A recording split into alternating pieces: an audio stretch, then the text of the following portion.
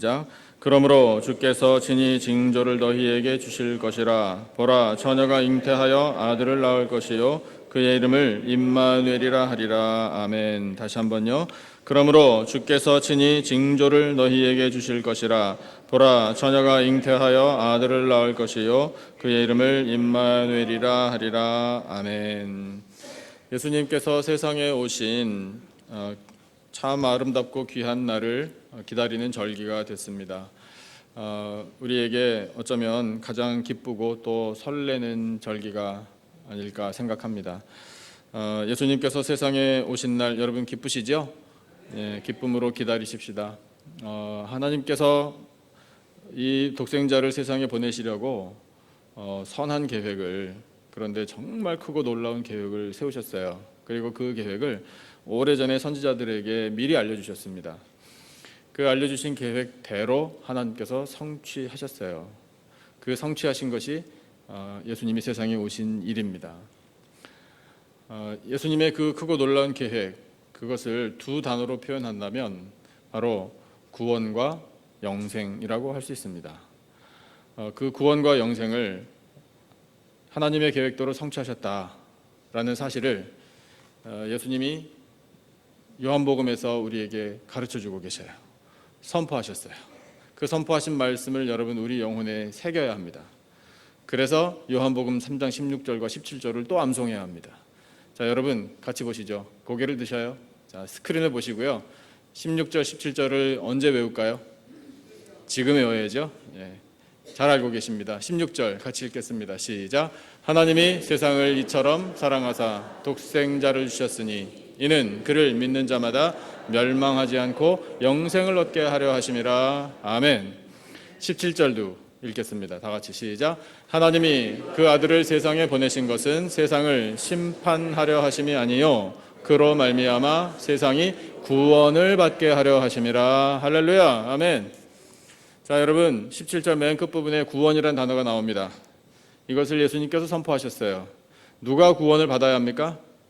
내가 구원을 받아야 합니다. 여러분 저를 따라 말씀하십시오. 내가 구원을 받아야 합니다. 나의 구원을 위하여 하나님께서 독생자를 보내주신 거예요. 여러분 내가 구원을 받아야지, 나 말고 다른 사람 다 받고 나는 못 받으면 안 되잖아요. 그러니까 여러분 내가 먼저 구원을 확신해야 합니다. 그리고 하나님께서 나를 구원하시려고 예수님을 세상에 보내셨다라는 믿음의 고백이 반드시 있어야 합니다. 여러분 이것은 양보할 일이 아니에요. 자, 16절 다시 한번 보여주세요. 맨 끝부분에 어떤 단어가 나오죠? 영생이란 단어가 나옵니다. 누가 영생을 얻습니까? 내가 영생을 얻어야 합니다. 여러분 저를 따라 확실하게 말씀해 주셔요. 내가 영생을 얻어야 합니다. 여러분 그래서 나를 영원한 생명으로 이끌어 주시려고, 나에게 영생을 주시려고 하나님께서 독생자 예수님을 우리에게 보내주신 거예요. 할렐루야. 여러분 우리 하나님 앞에 감사와 찬양과 영광을 올려드려야 합니다. 그래서 성탄절이 기쁘고 너무 감사하고 설레는 거예요. 하나님께서 독생자 예수 그리스도를 세상에 보내실 때 특별한 방법으로 보내셨습니다. 그 특별한 방법이 우리에게는 은혜요 능력이 됩니다. 첫 번째 방법은 이것입니다. 처녀가 잉태하는 방법으로 예수님이 세상에 오셨어요. 우리가 잘 아는 이야기예요. 그런데 여러분 이것은 동화 같은 이야기에서 끝나는 내용이 절대로 아닙니다. 여러분 처녀가 잉태하는 방법으로 예수님이 세상에 오셨다라는 이 기이하고도 이 놀라운 이 방법이요 우리에게는 큰 은혜요 능력이 되는 것입니다. 오늘 주신 본문 여러분 다시 한번 읽죠. 우리 이사야 7장 14절을 다시 한번 힘차게 읽어보겠습니다. 한 목소리로요. 시작. 그러므로 주께서 친히 징조를 너희에게 주실 것이라. 보라, 처녀가 잉태하여 아들을 낳을 것이요 그의 이름을 임마누엘이라 하리라. 아멘. 처녀가 잉태하여 태어나는 이 과정을, 이 방법을 하나님께서 왜 택하셨나? 여러분 이것을 우리가 잘 알아야 돼요. 모든 인간은요 죄를 가지고 태어납니다. 우리 인정할 수밖에 없습니다. 그것을 원죄라고 말합니다. 원죄는 아담과 하와 때문에 아담과 하와의 모든 후손에게 다 죄의 굴레로 씌워진 겁니다. 그 죄의 본성을 가지고 태어나기 때문에 우리는 죄를 짓는 것을 배우지 않아도 자동적으로 할 수 있는 능력을 갖고 있습니다. 그런데 여러분, 이것이 우리의 영적인 현주소임을 로마서에서 하나님께서 우리에게 선포하고 계셔요. 여러분, 이것은 준엄한 선포예요. 우리는 이 말씀 앞에 옷깃을 여며야 돼요. 이 말씀 앞에 무릎 꿇어야 돼요. 에이, 나는 아니다. 천만에요. 여러분, 나의 이야기예요. 나의 영적인 실체 현주소를 드러내시는 하나님의 준엄한 말씀이에요. 여러분, 두려운 마음이지만 한번 읽어보겠습니다. 로마서 3장 23절 다 같이 시작. 모든 사람이 죄를 범하였음에 하나님의 영광에 이르지 못하더니. 누가 죄를 범했다고요? 모든 사람 안에 누가 포함되어 있죠? 내가 들어있는 거예요. 그 다음에요, 로마서 5장 말씀도 마찬가지예요. 12절입니다. 같이 읽어보겠습니다. 시작. 그러므로 한 사람으로 말미암아 죄가 세상에 들어오고 죄로 말미암아 사망이 들어왔나니 이와 같이 모든 사람이 죄를 지었으므로 사망이 모든 사람에게 이르렀느니라. 아멘. 한 사람이 누구죠? 아담이에요. 그 아담 때문에 어떤 사람들이 다 죄인이 됐죠? 모든 사람이 죄인이 되어버렸어요. 그 죄의 결과는 뭡니까? 사망이에요. 그래서 여러분, 모든 사람이 죄를 지어서 모든 사람이 사망을 받게 된 거예요. 여러분, 이 모든 사람에 역시 누가 포함되어 있죠? 내가 포함되어 있어요. 나는 아닙니다라고 아무리 우리가 발버둥 쳐도 소용없어요. 예외 없습니다. 그러면 여러분 생각해 보세요. 예수님도 100% 사람으로 오셨습니다. 만약에 예수님이 요셉과 마리아 부모 역할을 감당한 두 사람이 그냥 보통의 부부와 같이 부부 관계를 통해서 아기를 낳았다. 그분이 만약에 예수님이다면 그 예수님에게도 무엇이 있을 뻔했나요? 죄, 원죄가 있을 뻔했어요. 그러면 예수님도 죄인이에요. 그런데 예수님께서 세상에 오셔서 하신 일이 뭡니까? 내 목숨을, 자기 목숨을 많은 사람, 죄인들의 대성물로 주려 함이니라. 모든 죄인들의 죄값을 대신 치러주시려고 오신 분이 예수님이에요. 그러면 그 예수님이 대신 죽어주시겠다라는 마음으로 죽어주셔도 여러분, 그 죽음은요, 예수님의 죄값 당신 자신이 치르는 것이지 다른 사람의 죄값을 치러줄 수 있는 게 아니에요. 그러면 여러분, 그 예수님의 죽음은 대속의 죽음이 못 되는 거예요. 방법이 뭡니까? 죄인인 우리 대신에 죄값을 치러주기 위하여 누군가 죽으셔야 한다? 그러면 그 누군가 죽어줘야 할 그 분은 죄가 없어야 돼요. 그런데 그것이 세상에서는 불가능해요. 그 불가능한 일을 하나님께서 하셨어요. 어떻게 하셨나요?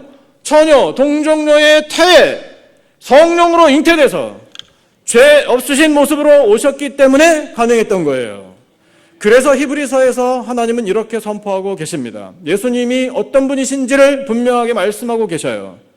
이 말씀 덕분에 우리의 죄값을 예수님이 대신 치러주셨구나. 드디어 이것이 성립되는 거예요.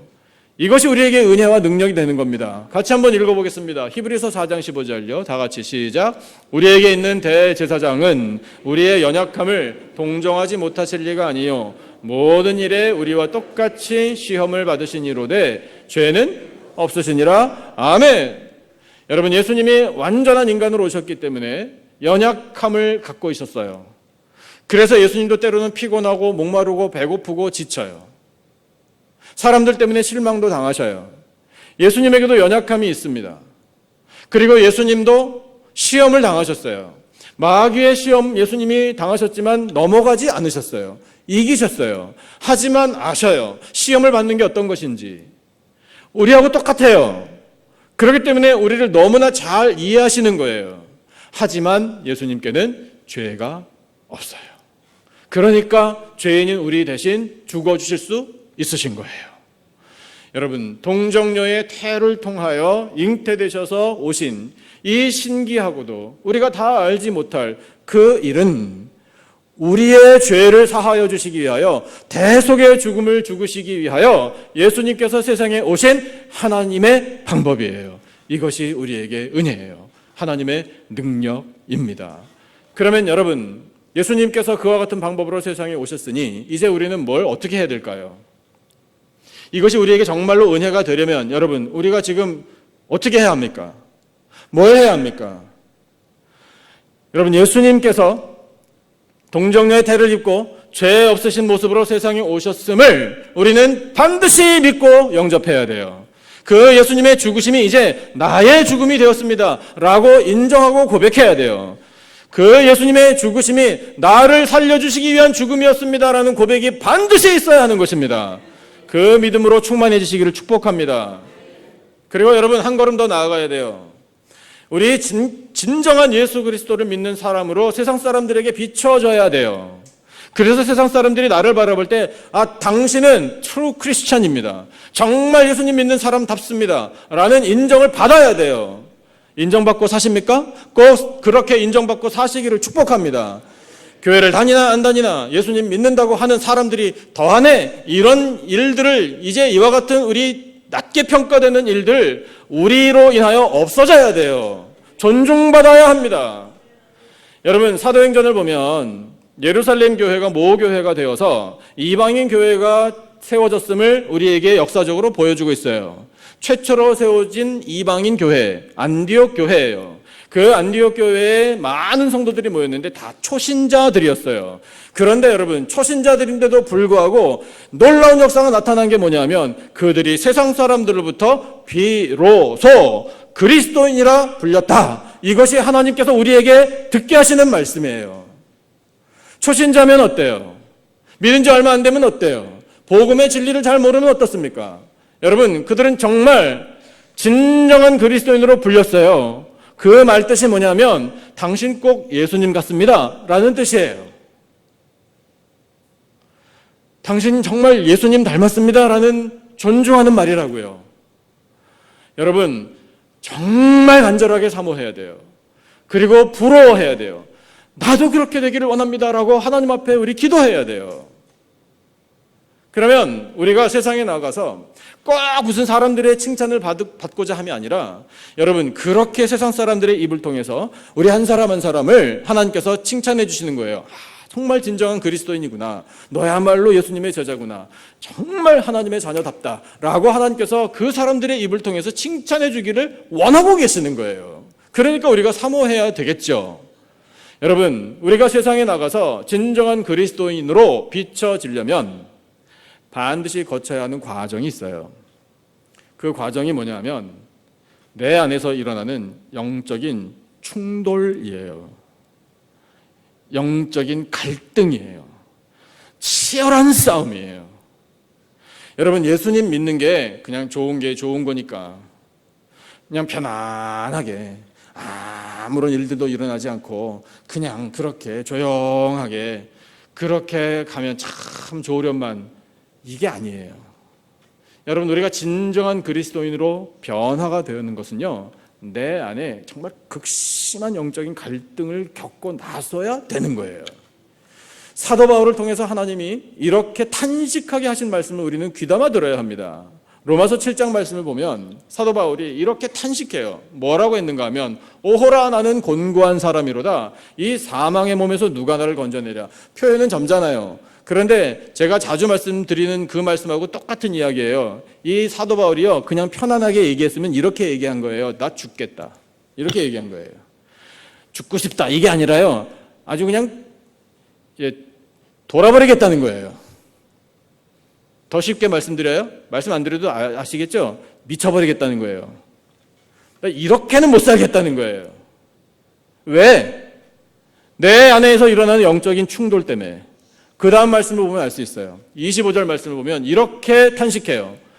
여러분, 이 과정을 나도 반드시 거쳐야 돼요. 자, 그러니까 말씀을 같이 읽어보죠. 한 목소리로 시작. 우리 주 예수 그리스도로 말미암아 하나님께 감사하리로다. 그런즉 내 자신이 마음으로는 하나님의 법을, 육신으로는 죄의 법을 섬기노라. 아멘. 여러분, 혹시 공감이 되십니까? 사도 바울의 마음이 읽혀지세요? 나도 그런데. 여러분, 제가 여러분을 푸시하는 게 아닙니다. 억지로 이쪽으로 잡아 끄는 게 아니에요. 여러분, 이 과정을 거치는 것도 성령의 인도예요. 우리를 거듭나게 하시려고 이해하게 해주시는 거예요. 그렇지. 말씀을 계속 보여주셔요. 그렇지. 후반부의 말씀, 내 마음으로는 정말 하나님의 법을 말씀대로 살기를 원하는데 도대체 내 몸은 왜 따로 항상 반대로 가는 거지? 왜 이렇게 내 안에서 갈등이 계속 일어나는 거지? 왜 이 영적인 충돌 때문에 나는 날마다 죽겠지? 여러분, 이것이 나 자신의 깊은 영적인 고민이 돼야 돼요. 여러분, 그래야 우리가 예수님 닮아가는 사람이 돼요. 이것을 신학적으로 성화의 과정이라고 그래요. 날마다 거룩해지는 것, 그래서 날마다 예수님 닮아져 가는 것, 여러분 그거거든요. 그런데 그렇게 되려면 이 과정을 거쳐야 돼요. 이 과정이 없으면은요, 나는 아직 죄의 실체를 모르는 거예요. 죄가 뭔지 분별 못하는 거예요. 그 다음에 관심도 없는 거예요. 그냥 편하게 살고 싶은 거예요. 죄에 대한 혐오감이 없는 거예요. 그래서 이 죄를, 내 속에 있는 이 죄의 본성으로부터 계속해서 드러나는 이 죄를 어떻게든지 없애버려야 되겠다라는 이 치열한 싸움이 없는 거예요. 그러면 여러분, 예수님 닮아가는 일과는 거리가 멀어져 버리는 거예요. 그런 식으로 살면은요, 세상에 나가서 살 때에 나와 예수님 안 믿는 사람이 다른 게 하나도 없는 거예요. 여러분, 그렇게 되면은요, 나를 통해 예수 그리스도의 이름이 높임 받으실 길이 없어요.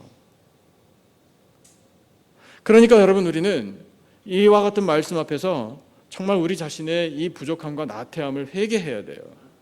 그래서 하나님, 저의 이 영이 살아나기를 원합니다. 민감해지기를 원합니다. 그래서 이 속에서 일어나는 갈등, 이것을 알고 그 갈등 치열한 싸움도 저도 경험하고 그 경험을 뛰어넘을 수 있는, 뛰어넘게 해주시는, 여기서부터 이 사망의 몸에서 나를 건져주시는 이 예수 그리스도의 은혜, 이 이름의 능력, 하나님의 그 놀라운 사랑, 그것을 알고 감사하기를 원합니다.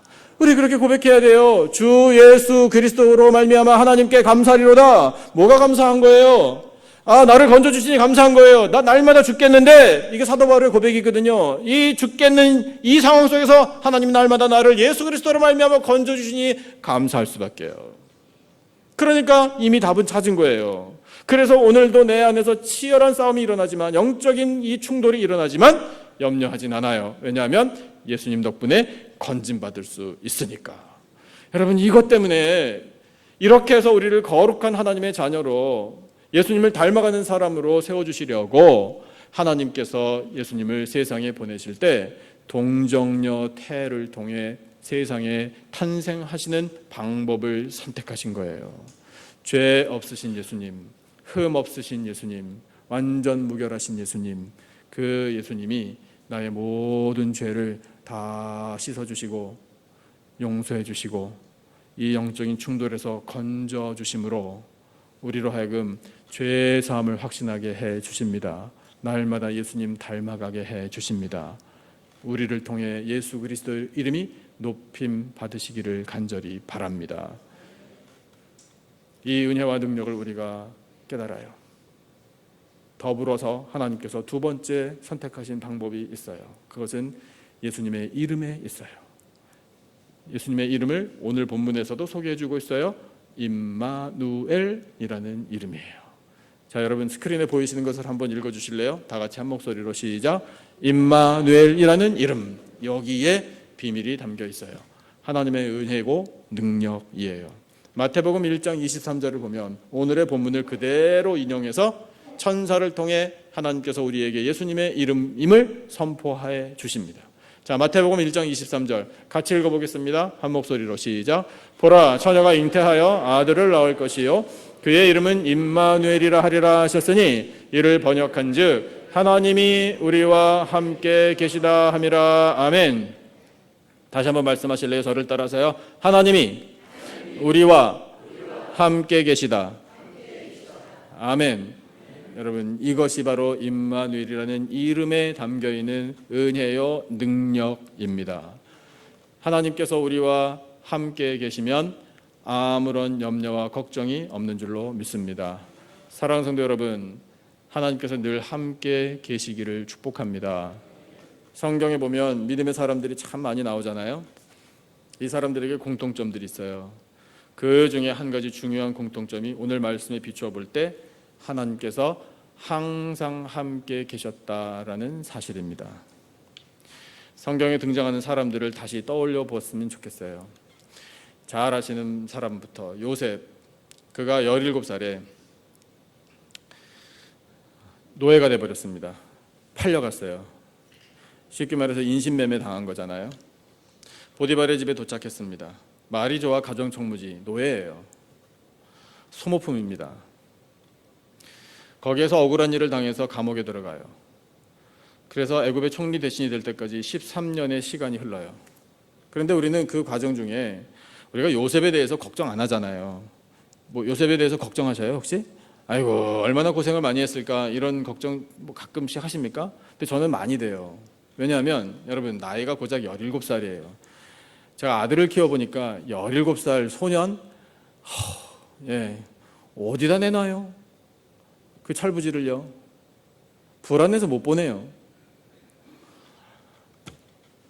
그런 청소년인데 형들에 의해서 억지로 강제로 죽을지 살지도 모르는 그런 상황 속에 처해진 거잖아요. 뭐 물도 달라, 뭐 산도 달라, 모든 환경 다 달라, 언어도 달라, 사람도 달라, 노예 신분으로 전락해. 여러분 채색 옷 입고 집에서 옥동자처럼 큰 그 17살짜리 철부지가 하루아침에 노예가 돼버렸으니 얼마나 앞이 캄캄했겠어요. 더구나 보디발의 모함까지 받아가지고 옥살이를 하게 됐으니 여러분 얼마나 정말 엎친 데 덮친 격입니까? 설상가상이라는 말이 딱 맞아요. 그러나 요셉이 그럴 때마다 믿음을 갖고 있었기에 우리가 염려하지 않고 그 이야기를 대해요. 맞아요. 믿음이 있었기에 망정이지. 그러나 그가 하루하루 살았던 이 13년의 세월은요 정말 어두움이에요. 절망이에요. 하지만 우리는 알아요. 하나님께서 아예 말씀을 하셨는데요. 요셉이 어느 집에 노예로 갔거나 감옥살이를 하거나 애굽의 총리 대신이 되거나 간에 어떤 상황에 처하든지 간에 하나님께서는 요셉과 늘 함께 계셨습니다. 창세기 39장에서 하나님이 아예 우리에게 확실하게 보여주고 계셔요. 뭐라고 말씀하시냐면 여호와께서 요셉과 함께 하심으로 선포하고 계셔요. 그런데 더 중요한 게 있어요. 그가 형통한 자가 되었다. 그 다음에 그의 주인 애굽 사람이 집에 있었는데, 자, 그 다음에 3절 보셔요. 한번 같이 읽어주실래요? 한 목소리로요. 시작. 그의 주인이 여호와께서 그와 함께 하심을 보며 또 여호와께서 그의 범사에 형통하게 하심을 보았더라. 누가 봐요? 누가 봤습니까? 보디발이 봤어요. 그의 주인 보디발이 봤어요. 그 사람은 애굽 사람이에요. 하나님 섬기는 사람 아닙니다. 생전 처음 보는 히브리 노예가 왔어요. 그런데 그가 느꼈어요. 보디발의 믿음이 참 대단하네. 그런 건 아니에요. 그럼 어떻게 된 일이죠? 여러분 그 다음에 감옥에 갔을 때도 간수장이 요셉을 보니 여호와 하나님이 요셉과 함께 하시는 것을 봤어요. 이게 어떻게 된 일이냐고요. 여러분 이것이야말로 하나님의 역사예요. 인간의 상식으로는 불가능해요. 그 사람들이 지금 여호와 하나님이 함께 하시는지 아닌지를 어떻게 감지합니까? 근데 우리는 이해할 수 있어요. 그 사람들의 마음에 하나님께서 나 여호와 하나님이 함께 계시는 거다라고 인정하게 그냥 하나님이 하신 거예요. 하나님이 그런 마음을 부어주셨어요. 하나님이 요셉과 함께 계시기 때문에 요셉 주변의 사람들, 요셉이 만나는 사람들, 중요한 사람들마다 이 친구는 함부로 하면 안 되는구나. 왜냐하면 여호와 하나님이 함께 계시니까 라는 것을 인정할 수밖에 없게 하나님께서 친히 만드신 거예요. 믿어지십니까? 여러분 그러면 그 일이 그렇게 그때 요셉과 함께 하셨던 하나님이 오늘 나와 함께 하실까요? 믿으시기를 축복합니다. 다윗이요 사울 왕에게 쫓겨다닐 때 아둘람 굴에 숨었어요. 그런데 자기 혼자 몸이면 간편하게 도망다닐 수 있잖아요. 근데 엄청나게 부담스러운 상황이 발생했어요.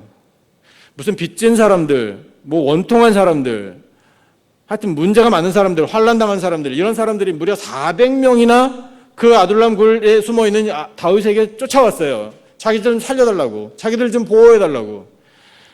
아이고 어떻게 해요? 제가 만약에 그 상황에 다윗이었으면요 지금 무슨 말씀입니까? 내가 혼자 몸도 건사하기 힘든데 돌아가시오 더 안전한 데 찾아서 이랬을 것 같아요.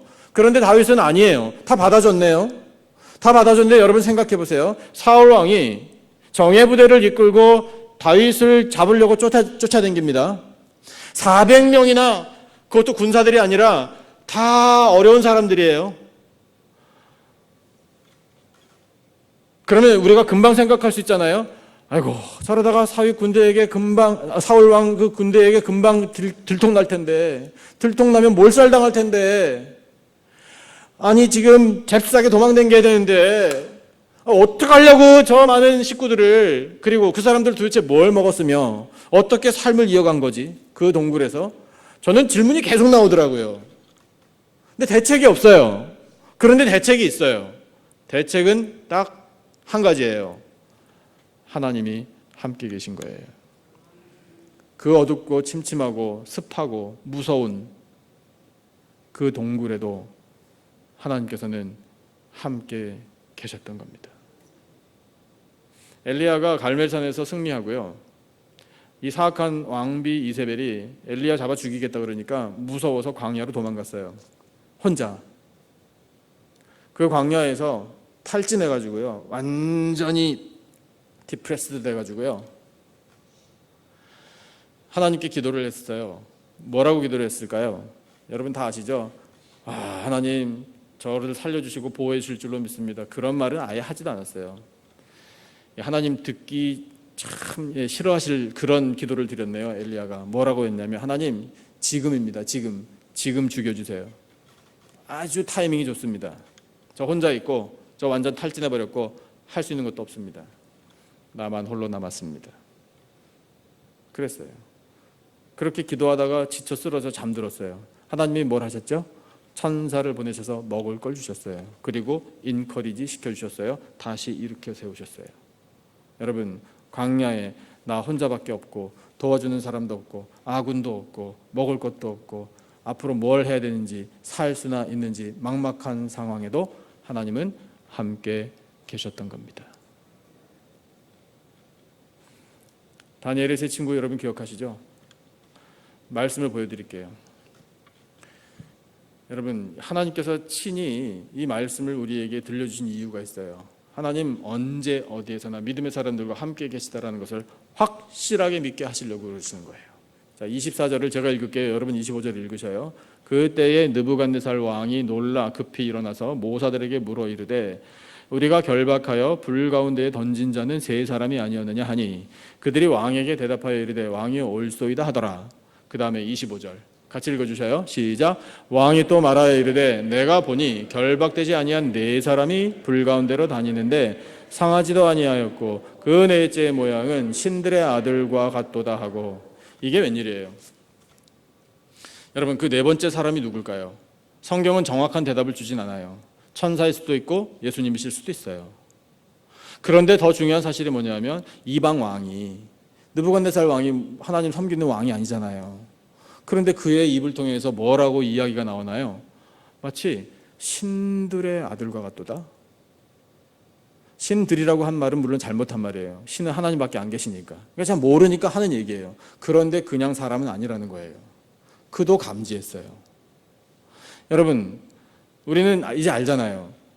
그 뜨거운 용광로에 하나님께서 믿음의 사람들과 함께 계셨던 겁니다.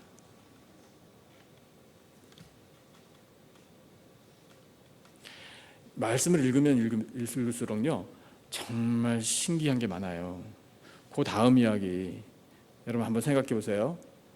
그래서 느부갓네살 왕이 이 다니엘의 세 친구들이 네 번째 사람과 더불어 멀쩡하니까 나오라고 꺼내줬잖아요. 몇 사람이 나왔는지 알고 계시죠? 여러분, 갑자기 불안해지셔요? 몇 사람이 나왔는지?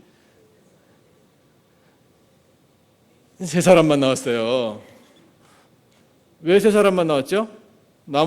그 네 번째 나타난 신들의 아들과 같이 생겼던 그분은 어디 가신 거죠? 성경은 말해주지 않아요.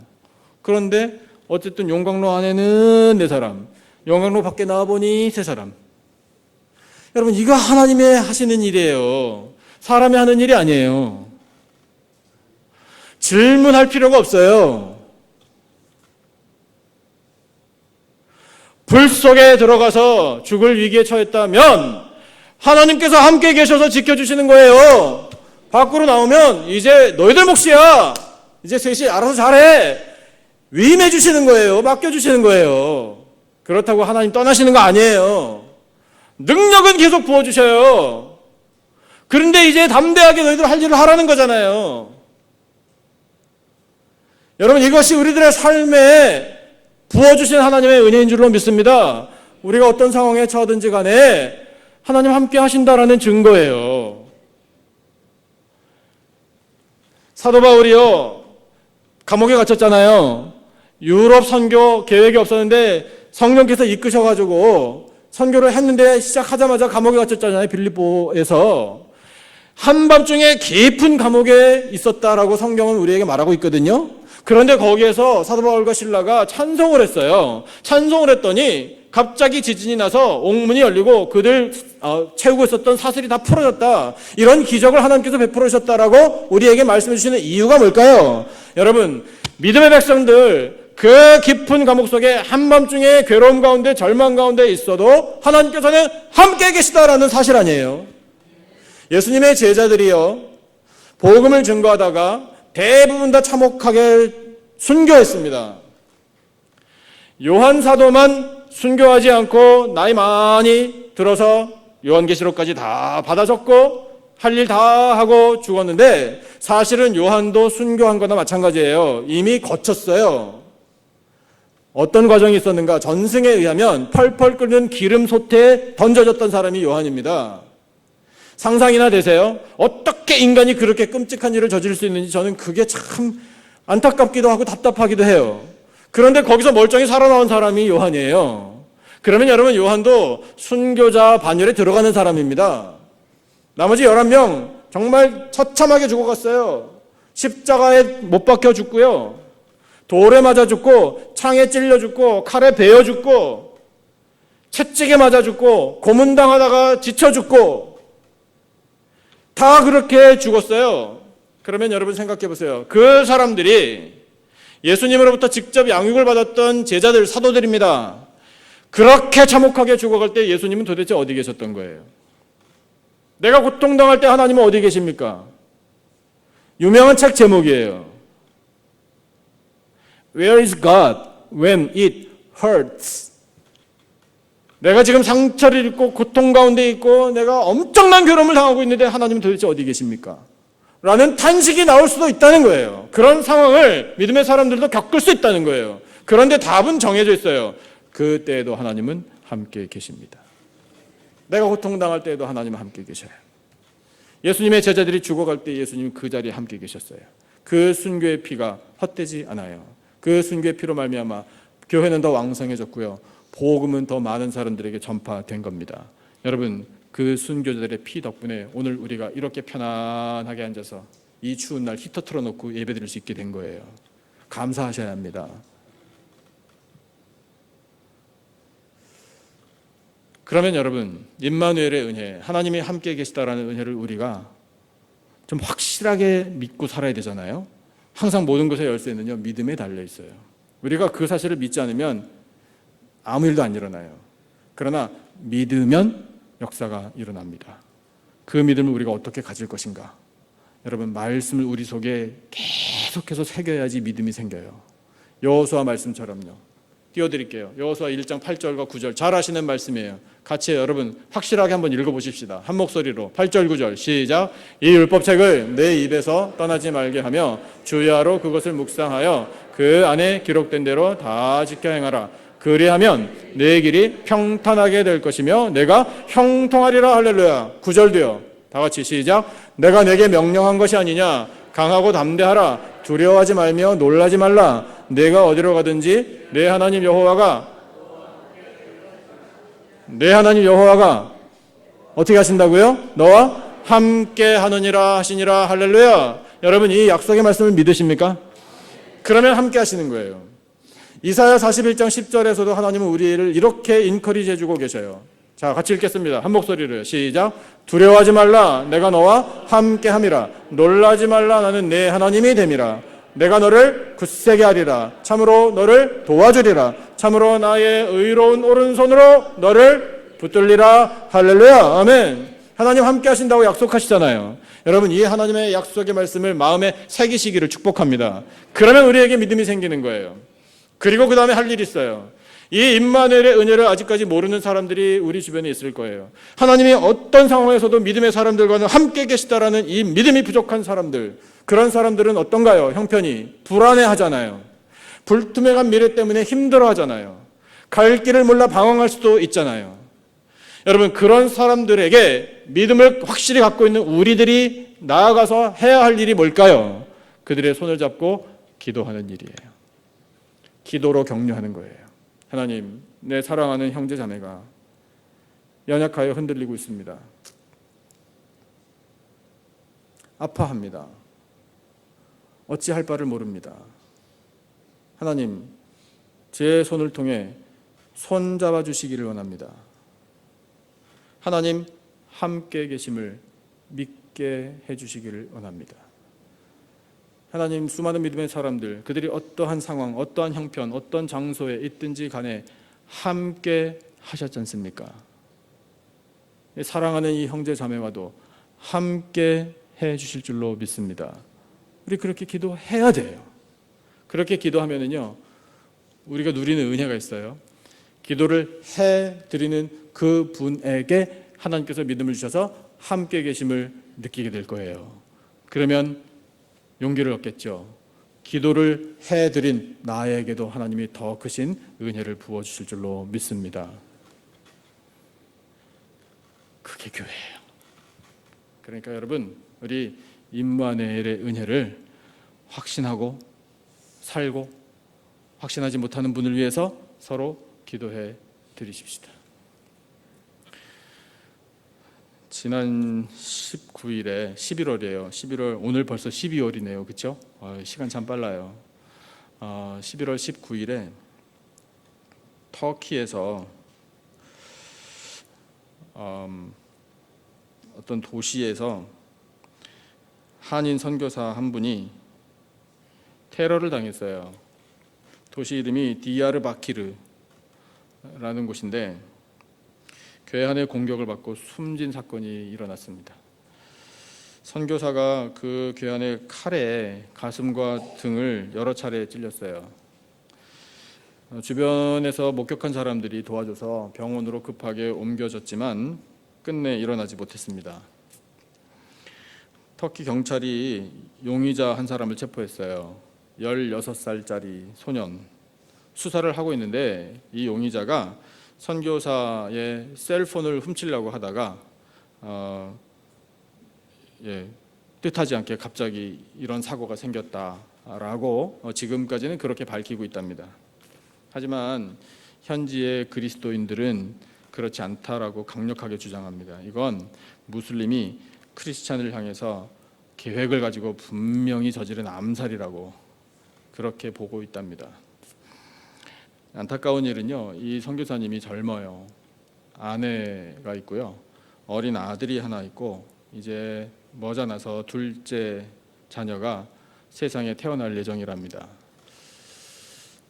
이 선교사가 한국에 있을 때 시리아에 내전이 일어나고 난민들이 고통을 엄청나게 받는다라는 소식을 듣고 그 땅, 그 민족을 위해서 기도를 열심히 했대요. 그러다가 2016년에 부르심을 받고 평신도 사역자로서 터키에 도착한 거예요. 터키에 도착해 보니 아직도 거기에는 수백만 명의 시리아 난민들이 있답니다. 그래서 그 사람들에게 가서 예수님 사랑도 전하고 복음도 전하고 전쟁 때문에 신음하고 고통당하는 사람들을 위해서 돕고 섬기는 일을 하다가 이와 같은 일을 당한 거예요. 그 일이 일어난 이 디야르바키르에 있는 개신교 교회가 딱 하나 있대요. 네, 그 교회에서 이 선교사가 그 일을 당하고 이틀이 지나 21일에 현지의 기독교인들하고 한인 친지들이 모여서 장례 예배를 드렸답니다. 근데 그 예배에서 터키인 교회 지도자가 설교를 했는데 그분이 이렇게 설교를 했어요. 어제 오늘 저의 친척들이 저에게 전화를 많이 걸어왔습니다. 저에게 이렇게 말을 하더군요. 당신도 조심하라고. 그런데 여러분, 제가 뭘 조심해야 합니까? 그럼 복음을 전하지 말아야 합니까? 아닙니다. 오히려 저는 더 복음을 전하겠습니다. 멸망길로 가는 수많은 영혼을 구원하기 위해서 그들을 예수님 품으로 이끄는 일에 더 전력하겠습니다. 이 한인 선교사의 순교로 이곳 터키 동부에 하나님께서 새로운 영적인 전환점을 마련해 주신 줄로 믿습니다. 앞으로 우리 터키 땅에 놀라운 영적인 부흥이 일어날 줄로 믿습니다. 이렇게 설교를 했어요.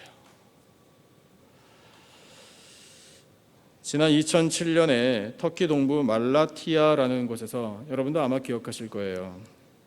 독일인 틸만 선교사와 현지인 기독교인 두 사람이 무슬림들에 의해서 무참하게 살해당하는 사건이 있었어요. 그리고 이번에 이 외국인 선교사가 순교하는 참혹한 일이 벌어진 거예요. 그 사람들이 그런 순교의 피를 흘릴 때 우리는 또 인간적으로는 질문을 하게 됩니다. 하나님 그때 어디 계셨습니까? 이렇게. 그들이 참혹하게 죽어갈 때 하나님은 뭘 하셨습니까? 왜 외면하십니까? 우리 그런 인간적인 질문을 할 수도 있어요. 그러나 여러분, 하나님의 대답은 정해져 있어요. 하나님 그때 그들과 함께 계셨습니다. 그들의 순교의 피가 헛되지 않아요. 하나님은 그 땅을 사랑하시기 때문에 그 순교의 피를 통해 반드시 역사를 일으켜 주실 거예요. 많은 영혼들이 예수님 앞으로 돌아오게 될 겁니다. 여러분, 너무 멀리 있는 나라라서 우리 피부에 와닿지 않을 수도 있어요. 하지만 그런 소식을 들으면서 우리가 외면한다는 건 우리 진정한 그리스도인의 모습이 아니에요. 우리가 할 수 있는 일이 있잖아요. 뭘 할 수 있을까요? 기도할 수 있잖아요. 여러분, 최고의 강력한 무기가, 영적인 무기가 기도예요. 우리에게 말씀이 있기 때문에 그 말씀을 붙들고 하나님이 기도하기를 원하시는 거예요. 우리가 기도할 때 하나님께서 그 순교의 피를 통해 생명의 결실, 구원의 열매를 더 풍성히 맺어 가실 줄로 믿습니다. 성령의 역사는 오늘도 계속됩니다. 그 한 영혼 한 영혼을 구원하시려고, 그 피를 뿌리시려고 예수님께서 세상에 오신 거예요. 독생자 예수님 세상에 보내실 때 하나님 아버지 참 특별한 방법을 선택하셨어요. 동정녀의 태의 성령으로 잉태되어서 태어나게 하시는 이 특별한 방법으로 죄 없으신 예수 그리스도, 흠 없으신 예수 그리스도께서 죄인인 우리들의 모든 죄값을 대신 치러 주셨습니다.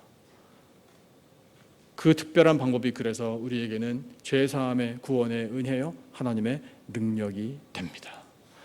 임마누엘이라는 이름을 우리에게 선포해 주셨어요. 하나님이 우리와 함께 계시다라는 뜻이에요. 여러분, 하나님 우리와 언제나 항상 어디에나 함께 계시는 줄로 믿습니다. 예수님이 약속하신 그 약속은 공허한 것이 아니에요. 내가 세상 끝날까지 너희와 항상 함께 있으리라 라신 이 약속의 말씀은 확실합니다. 그 약속의 말씀을 우리가 믿는다면 세상이 우리를 감당치 못할 것입니다.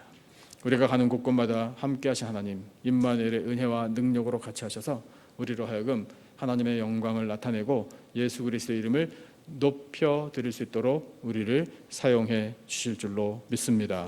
그 담대한 믿음으로 세상에 나가 승리하고 영광을 선포하고 하나님 주시는 크고 놀라운 복 누리며 살아가는 복된 인생들이 다 되시기를 이 땅에 오신 예수 그리스도의 이름으로 축원합니다. 기도하겠습니다. 하나님 아버지 감사합니다. 하나님께서 독생자 예수 그리스도를 보내실 때에 동정녀의 태를 통하여 보내주신 이 특별한 방법이 저희들의 모든 죄를 사하여 주시는 죄 없으신 예수님께서 대속해 주시는 은혜요 능력인 줄로 믿습니다. 예수님의 이름, 임마누엘의 이름은 하나님이 우리와 함께 계시다라는 뜻임을 또한 감사합니다. 하나님, 믿음의 사람들과 언제 어디에서나 함께 하셨던 것처럼 오늘 저희들이 어떤 형편에 처하든지 간에 함께 하여 주실 줄로 믿습니다. 하나님, 아버지께서 저희들을 사용하여 주셔서 함께 하심을 믿고 나아가기를 원합니다. 나아가 예수 그리스도의 이름을 담대히 전하며 복음을 전파하겠습니다. 하나님, 저희들에게 권능을 베풀어 주시고 이 담대한 믿음으로 승리하게 하여 주시옵소서. 귀한 말씀 들려주심을 감사하오며 예수님의 이름으로 기도드리옵나이다. 아멘. 찬송 104장 함께 하시면서 준비하신 예물 바치겠습니다.